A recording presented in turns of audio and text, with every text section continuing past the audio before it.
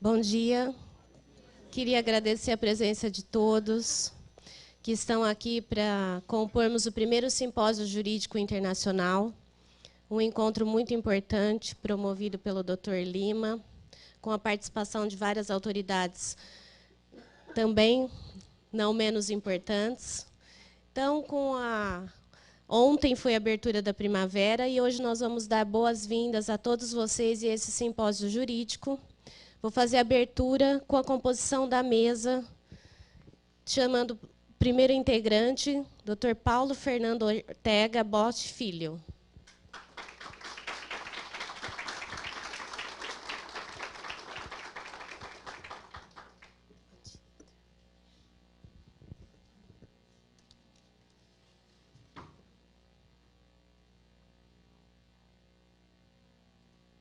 Como diria o Dr. Lima, o dono da casa, Dr. Alexandre Gir Gomes.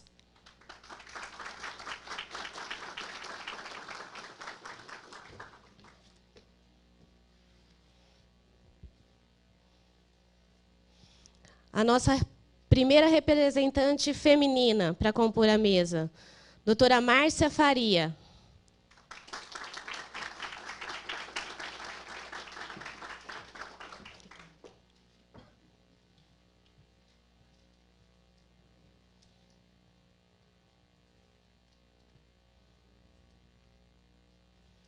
Dr. Daniel Ronde.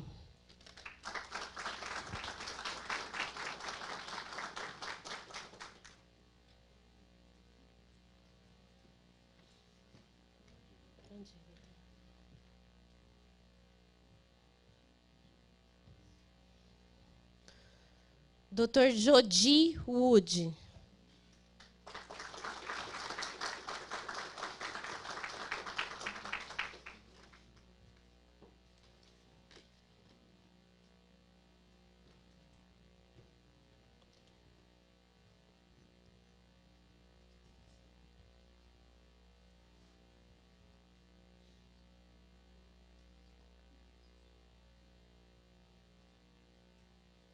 Independente da patente de cada um, todos estão aqui porque acreditam no direito. Queremos agradecer também a outras pessoas que, infelizmente, não vão poder compor a mesa, porque o espaço é pequeno, mas o coração é grande. Vou começar, então, com o desembargador do Tribunal de Justiça de São Paulo, Dr. José Maria Simões de Vergueiro. Muito obrigada.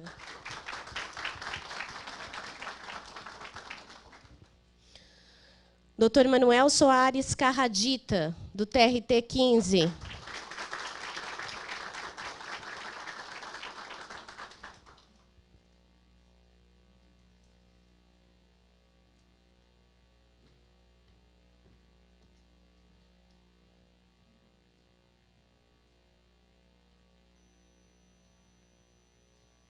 Doutora Marília Reato da Silva, primeira delegada do 3º Cartório de Notas.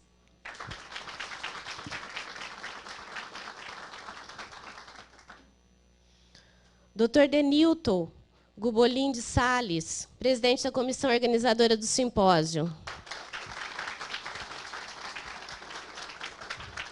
Fique em pé, Dr. Denilton. Dá a honra da sua imagem. Dr. João Carlos Pereira, conselheiro regional da 11ª Região de Prerrogativas da OAB de São Paulo.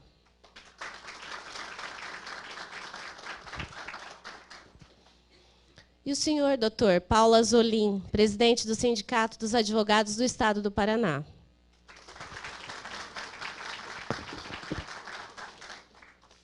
Queria convidar a todos agora para a execução do hino da independência.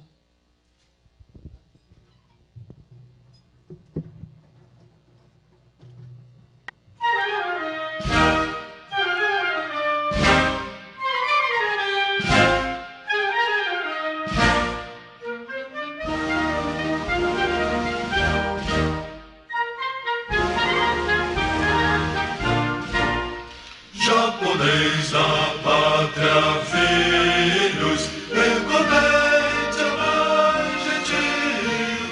Já raiou a liberdade no horizonte do Brasil. Já raiou a liberdade.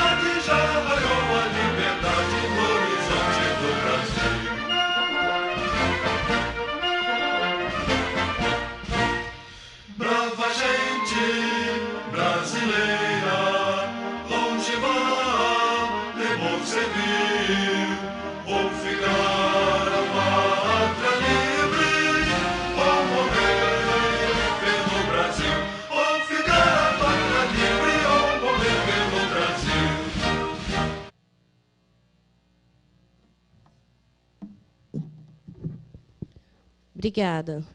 Batendo os olhos na plateia, não posso deixar de agradecer a presença do doutor Amauri, doutora Márcia. Sampaio, muito obrigada. O doutor que está presente também, infelizmente não sei seu nome, mas muito obrigada. Continuando os trabalhos, eu vou chamar agora o doutor Paulo para falar algumas palavras para a gente. Doutor Paulo Fernando.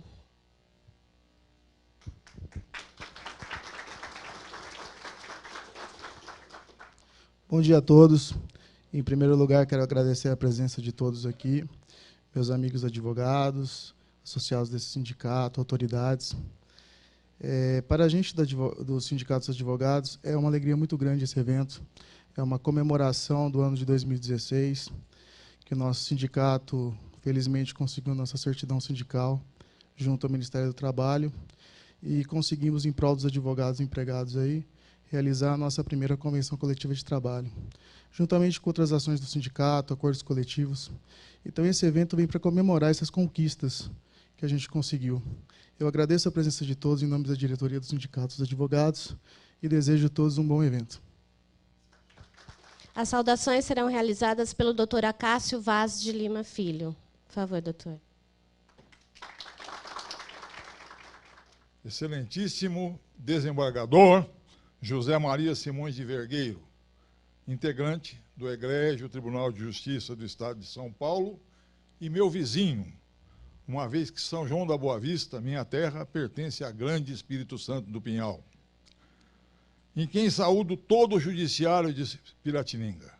Excelentíssima doutora Regina Duarte da Silva, procuradora do Trabalho, em cuja pessoa saúdo a instituição do Ministério Público.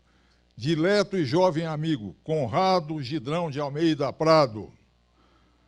Hoje, o inconteste e digno sucessor de Arnaldo Malheiros Filho na advocacia criminal e meu antigo aluno na Universidade Presbiteriana Mackenzie. Dr. Firmino Alves Lima, juiz federal do trabalho, que significativamente foi o primeiro magistrado laboral a abraçar a ideia do simpósio, ora realizado pelo Sindicato dos Advogados do Interior Paulista. Meu caro Evaldo Borges Rodrigues da Costa, membro do Ministério Público de Mato Grosso do Sul, descendente de pioneiros da introdução do gado zebuíno no Brasil, e meu preclaro recente amigo capixaba, Dr. Carlos Henrique Bezerra Leite. De plano, como ex-professor da Fundação Armando Álvares Penteado, convidado para a função de professor da FAAP pelo professor Álvaro Vilaça Azevedo, eu quero agradecer em meu nome e no do Sindicato dos Advogados do Interior Paulista a cessão deste espaço da FAAP de Ribeirão Preto para o evento ora iniciado. Honra-me, sobremaneira, abrir este simpósio internacional em Ribeirão Preto, devendo eu elucidar, no entanto, que eu não estou vindo a Ribeirão Preto, mas sim voltando a Ribeirão Preto. Com efeito, senhores, foi nesta comarca de Ribeirão Preto que, a convite do Dr. Toshio Ozawa, ilustre Dr. Toshio Ozawa, em minha juventude participei diversas vezes no Tribunal Popular do Júri da Defesa de Réus Pobres, assessorado brilhantemente pelo meu primo Antônio Luiz França de Lima e pelo Dr. Evaldo Borges, que então se iniciava nas lides forenses, mas no qual eu já percebi a vocação para o Ministério Público. Vejam o seguinte: Ribeirão Preto, outrora capital do café, Ribeirão Preto da Terra Roxa, polo agrícola de alta tecnologia, é uma cidade apropriada para sediar um evento que é estreitamente ligado à agricultura e à pecuária nacionais. Um sindicato jovem e desprovido de recursos, como o é o Sindicato dos Advogados do Interior Paulista, não teria, evidentemente, condições de realizar esse simpósio sem a confiança que nele foi depositada, e nós todos agradecemos, pelos palestrantes que graciosamente afluem a esta cidade numa demonstração inequívoca de que a solidariedade humana ainda existe. Isto é gratificante neste nosso materialista século XXI, pois que a verba apurada neste simpósio é integralmente arrecadada pelo Hospital do Câncer de Barretos. E este Hospital do Câncer de Barretos está indissoluvelmente ligado às atividades da agricultura e da pecuária, fundamentais para a sobrevivência da própria economia nacional. Para que tal nosocômio de Barretos continuasse a existir, Juca Jacinto doou dos seus currais o equivalente a 1.000 cabeças de gado. Antenor Duarte, outro pecuarista, é o avô materno de Henrique Prata, idealizador da Fundação Mantenedora do Hospital do Câncer e seu presidente. E as contribuições de agricultores e pecuaristas para esta obra benemérita são por demais conhecidas. Faço aqui uma referência especialíssima ao Clube Os Independentes de Barretos, de cuja diretoria faz parte o meu grande amigo, Dr. Marcos Sampaio de Almeida Prado, Kiko. Bem por isto, senhoras e senhores, nesta manhã fagueira tão alegre, nós somos testemunhas, nesta nossa querida São Sebastião do Ribeirão Preto, de um fato inédito na história do Brasil, pelo que eu tenho conhecimento. Nós temos um congresso científico, temos um simpósio científico voltado para a ciência do direito, cuja renda é totalmente destinada a uma obra de saúde. Este evento trouxe ao Brasil ilustres juristas e professores hispano-americanos. A doutora Graciela Elizabeth Gomes, jurista argentina e estudiosa da obra do nosso Augusto Teixeira de Freitas, cujo esboço, é bom recordarmos isto, foi aproveitado por Ricardo Vélez Sarsfield para a elaboração do Código Civil da República Argentina. Ao saudar este ilustre colega Platina, eu agradeço de coração penhorado o carinho com que sempre fui recebido pelos romanistas argentinos, em congressos realizados em Buenos Aires e em Morón. E quero aqui evocar um nome importante para a educação nas Américas, Sarmiento, estadista argentino do século XIX, que foi o maior dos pedagogos, o maior dos educadores das Américas. Do México, do glorioso México, de Agustín Iturbide, vem o Dr. Gabriel Rodrigues Gonçalves. E, em sua pessoa, eu saúdo todos aqueles extraordinários estudiosos da Universidade Autônoma de Guadalajara, em particular, nosso amigo professor Rafael Rodrigues Guerra. Por mi raça hablará el espírito. Esta divisa contém todo o orgulho nacional mexicano. E eu vou contar aqui uma passagem deste orgulho nacional mexicano. O professor Miguel Reale conta que, estando na Universidade Federal do México, conversando com o reitor pediu notícias das revoluções brasileiras. E o professor Miguel Reale contou da Revolução de 32, de que ele tinha participado. E os olhos do reitor mexicano brilhavam. Quantos muertos, professor Reale? Quantos muertos? E o professor Reale disse, uns 3.000. O mexicano olhou para ele com grande desprezo, meia hora de peleia. Quer dizer, isso não é revolução, para nós aqui não é revolução. E ainda Miguel Reale, meu inovidável mestre nas arcadas de São Francisco, nas suas memórias, fala com grande respeito dos filósofos e dos pensadores mexicanos. Senhores, a minha alma está em festa por ter sido convidado para iniciar este evento pelo Sindicato dos Advogados do Interior Paulista. O sindicato teve o seu embrião nas corporações de ofício da Idade Média, sintomaticamente abolidas pela Revolução Burguesa de 1789, revolução que, partindo de princípios falsos ahistóricos, proibiu as associações profissionais com a Lei de Chapelier. Pouco depois, o Código Penal francês apenava indicava como crime, tipificava qualquer reunião de profissionais para reivindicações salariais e assim por diante. Então, esta lei Le Chapelier, de tristíssima memória, plantou as raízes do liberalismo econômico. Foi, com efeito, a Idade Média, desconhecida e hoje altamente caluniada, que pela vez primeira na história dignificou o trabalho. A Idade Média vivenciou totalmente aquilo que no século XIX vai ser chamado de a doutrina social da Igreja, presente nas encíclicas dos pontífices romanos, em especial na encíclica Rerum Novarum, do grande pontífice Leão XIII, de 1891, e mais tarde na encíclica Quadragésimo Ano, de Pio XI, de 1931.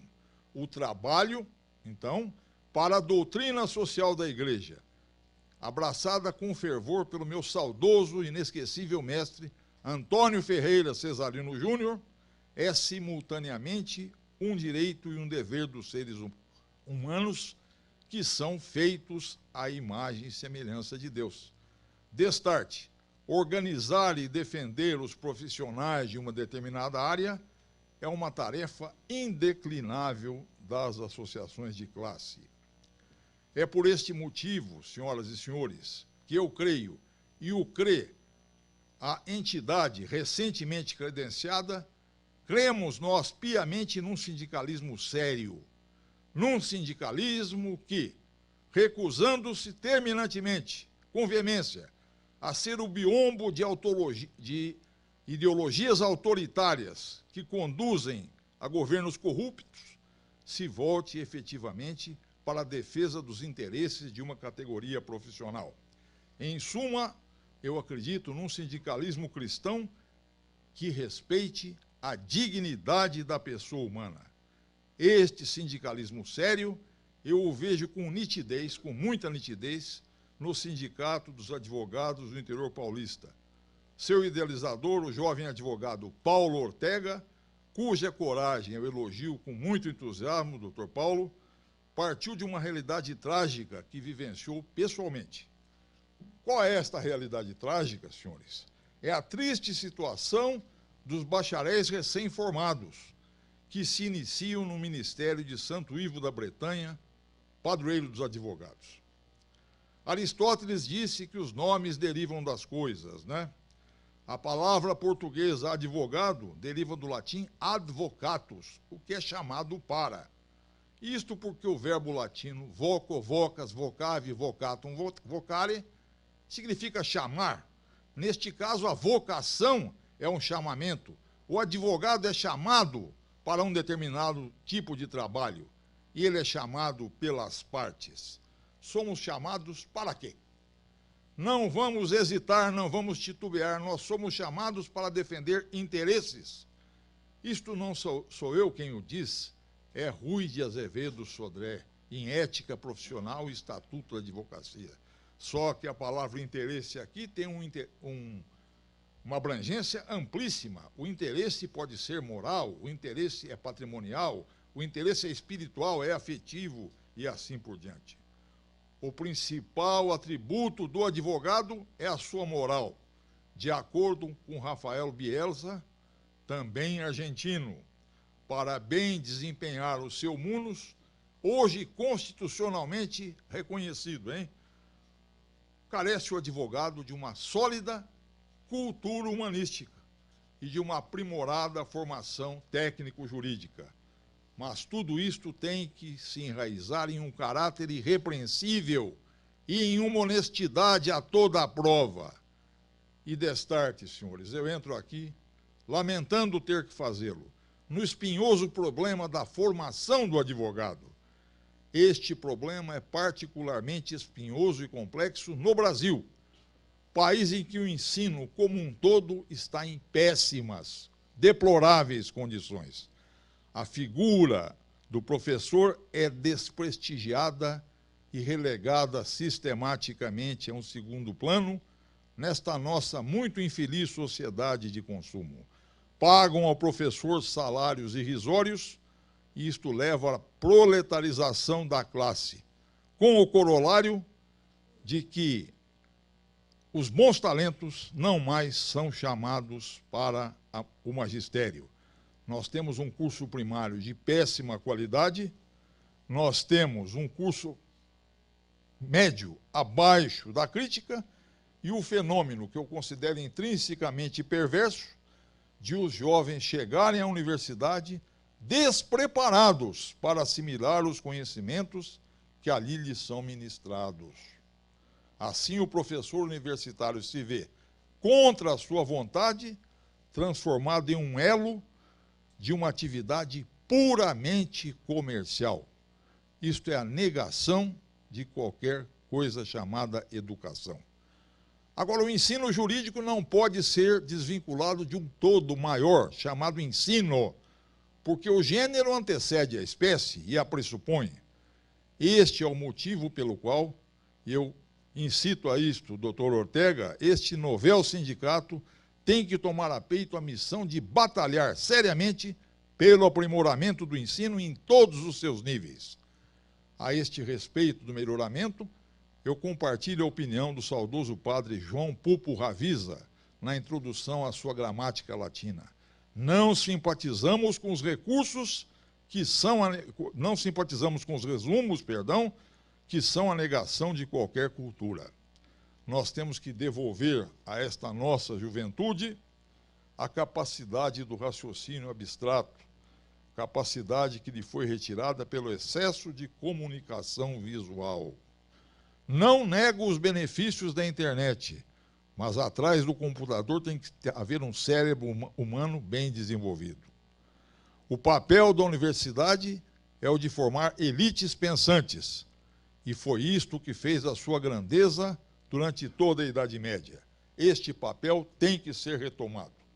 Sem que repensemos o ensino como um todo, a universidade continuará a ser no Brasil o que vem sendo, com raríssimas e honrosas exceções, o local em que se pratica como crime continuado o estelionato pedagógico.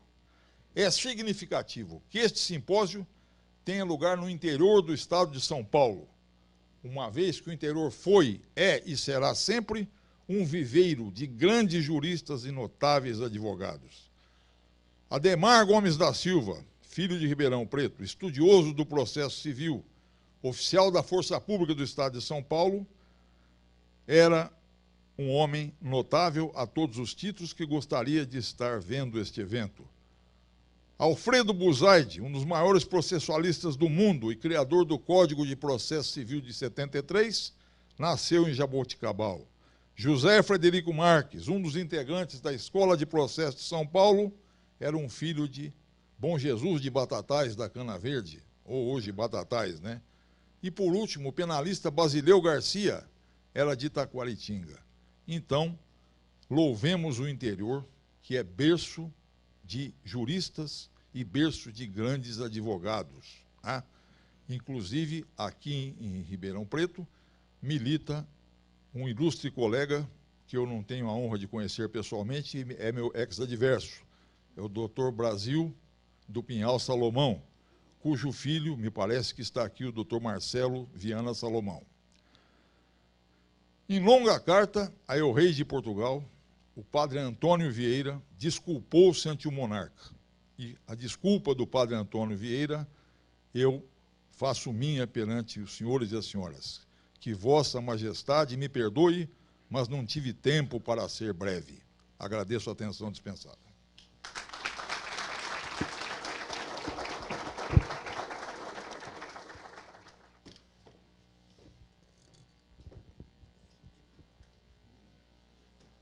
Agora nós vamos assistir um vídeo, né? Acho que o Dr. Jodi Wood vai passar.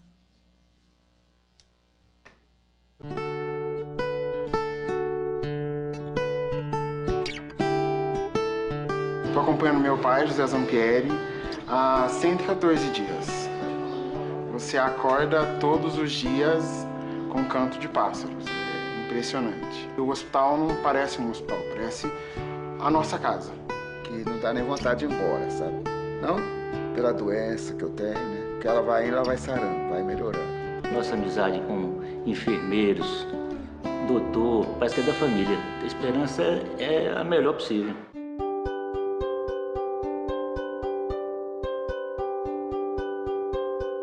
Eu já tinha uma carreira estabelecida em São Paulo, na realidade. Quando eu aqui vim, fiquei apaixonado pela fundação, pela filosofia, pela infraestrutura e basicamente por nós podermos, como médicos, exercer uma medicina assim de ponta para um paciente do Sistema Único de Saúde e um paciente que muitas vezes é excluído socialmente. A qualidade com que a gente atende esse pessoal mais humilde é uma qualidade de um paciente particular. Inclusive, nós temos muitos tratamentos que nós fazemos para os pacientes do Sistema Único de Saúde que não são, inclusive, contemplados pela tabela de pagamento do SUS. E nós, na realidade, optamos por fazer esse tratamento porque nós sabemos que é o melhor para esse paciente. É uma medicina de responsabilidade profunda em fazer tudo do que é de melhor, não importa quanto custe. Você atender num lugar onde você tem tudo aqui dentro é muito mais fácil do que você ter que encaminhar o paciente para fazer um exame fora, para fazer uma parte do tratamento fora. Então eu acho que é isso que dá essa grande paixão de trabalhar aqui dentro. Você trata todos iguais e você tem tudo nas mãos para fazer tudo por esses pacientes.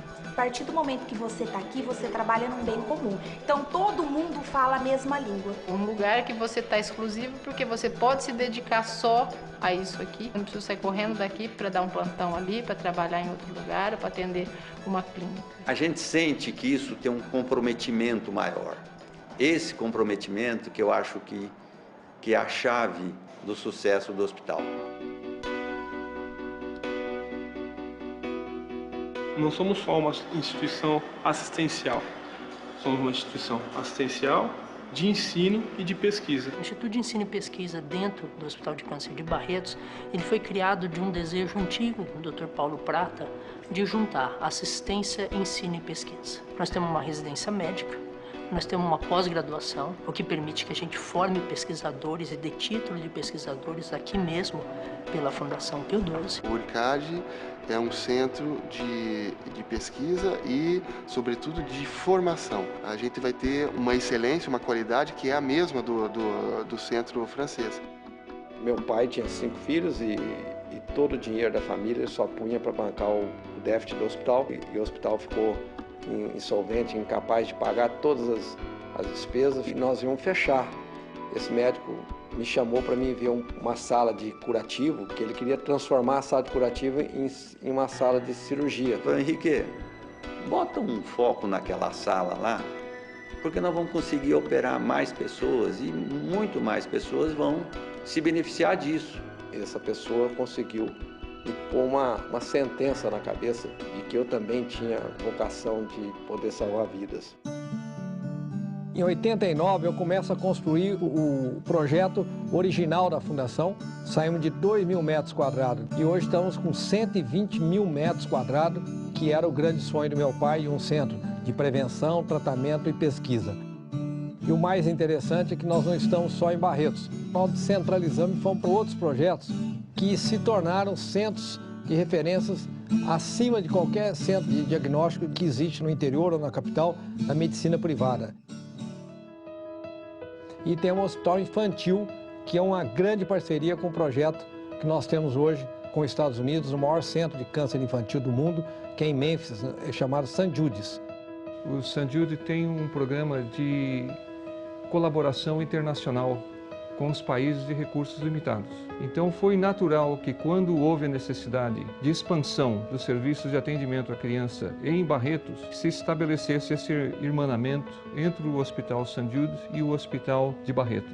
Esse hospital foi inaugurado em março de 2012 e a gente tem a responsabilidade da parte pediátrica de carregar esse selo e de oferecer uma outra linguagem de tratamento para criança com câncer. A unidade nova de Barretos, ela é comparada com um hospital de ponta nos Estados Unidos.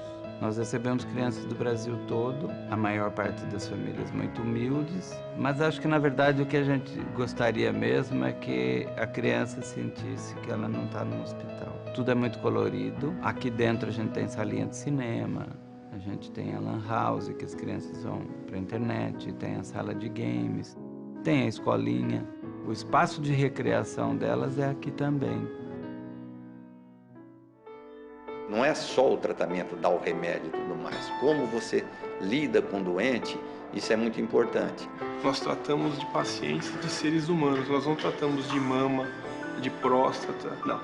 Na frente vem o seu João, vem a Dona Maria, vem o seu Antônio. Então é muito forte essa filosofia de se tratar as pessoas em primeiro lugar por amor. As pessoas se identificam, os médicos se apaixonam por isso, assim como todas as pessoas que entram do portão da rua para dentro do hospital, elas também têm esse sentimento de que entrar num lugar mágico, um lugar onde que não existe remédio, o remédio é o amor.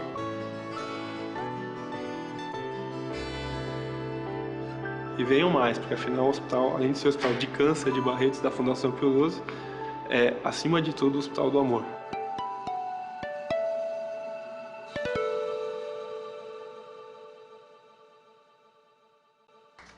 Bom dia a todos. O vídeo fala por si. Eu estou aqui representando o Hospital de Câncer de Barretos hoje. Primeiramente, para agradecer a esse evento, a todos vocês que estão presentes, que a sua inscrição está ajudando a tratar de uma criança dessa que está necessitando, que não tem por onde, e vocês estão dando essa condição.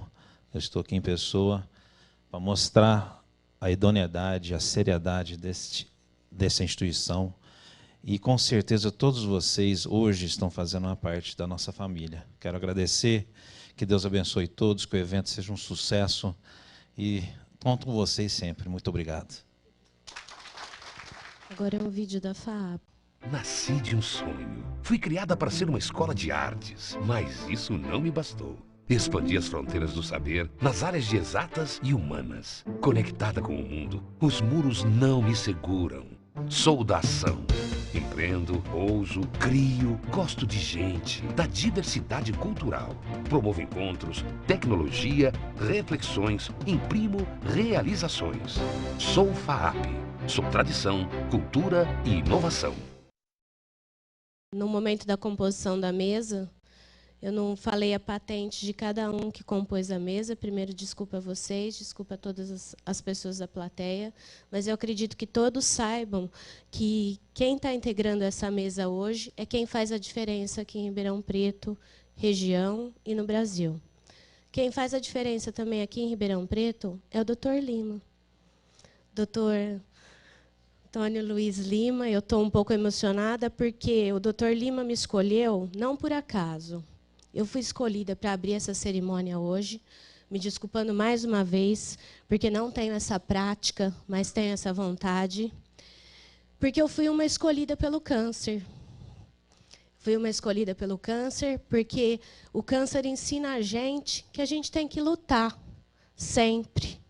E o câncer ensina a gente exatamente o que foi dito nesse vídeo, que a lei que rege sempre todas as pessoas é a lei do amor. Nós somos todos praticantes da lei dos homens, mas a única lei que pode transformar, a única lei que pode realmente fazer a diferença na lei dos homens é a lei do amor. Eu quero falar para vocês também que o Dr. Lima, quando ele me convidou domingo à noite para ser a mestre de cerimônias, ele me falou, você vai fazer a abertura do simpósio, Samanta? Eu falei, eu faço, Lima. Muito obrigada. Eu faço sim. Eu faço sim porque você é uma pessoa que constantemente está me mostrando quem eu sou. Não quem eu sou, mas quem cada um de nós somos. Porque uma pessoa que ainda se importa com o direito, uma pessoa que ainda se importa com aquele que vai fazer a diferença, com aquele clamor, com aquele grito de independência, é uma pessoa que precisa ser olhada, é uma pessoa que precisa ser vigiada, é uma pessoa que precisa ser agradecida. Aqui vai a minha gratidão, vai o meu pedido de desculpa a vocês, e vai o meu depoimento, mais do que tudo, para abrir esse simpósio. Acho que, não sei se outras mulheres passaram pelo que eu passei, outros homens, mas digo para vocês que a luta de quem vivenciou o câncer é uma luta diária. Quando eu estava em tratamento, eu costumava dizer que era uma luta incansasse pela vida com um desejo constante de morrer. Porque todos os dias a gente tem vontade que aquele dia seja o último dia. Seja o último dia de lamento, seja o último dia de tratamento, seja o último dia de vida. E Deus vem e te mostra que aquele dia é o primeiro. Aquele dia é o dia que vai fazer a diferença na sua vida. Esse dia aqui é o nosso primeiro dia. É o nosso primeiro simpósio. É a nossa primeira importância. Todos nós estamos aqui olhando para outras pessoas que não somos nós. Todas essas outras pessoas nunca vão nos agradecer. Hoje, eu sou a voz delas. Porque, realmente, quando você entra num hospital e você tem lá o cuidado de uma pessoa que, quando vai te instalar um soro, te aplicar uma quimioterapia, te submeter a algum tipo de procedimento, primeiro de tudo, olha no seu olho, ela faz a diferença. Então, eu acredito que todos vocês aqui são células capazes de fazer a diferença em cada local que vocês estiverem. A célula primordial, a única, a que diz que não teve muitos inscritos, mas teve quem fez a diferença, é o Dr. Lima.